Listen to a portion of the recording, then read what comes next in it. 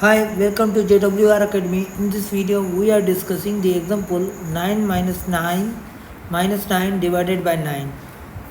And this example answer is not 9. So, when we solve, how to solve, we will get the answer 9. This is the wrong answer. When we solve the 9 minus 9, 9 minus 9, okay, 9 minus 9 is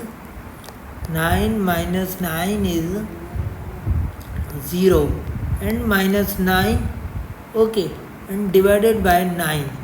So here minus 9, it means minus 9 divided by 9.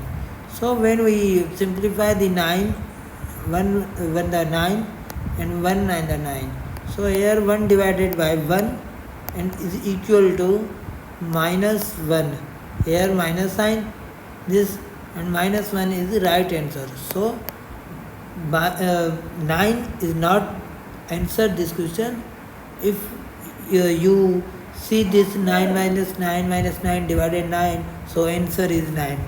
No, this is not answer. This is wrong answer. So right answer is minus 1. And we solve this how to get right answer minus 1. If you like this video, please subscribe my YouTube channel and press the bell icon for next interesting video.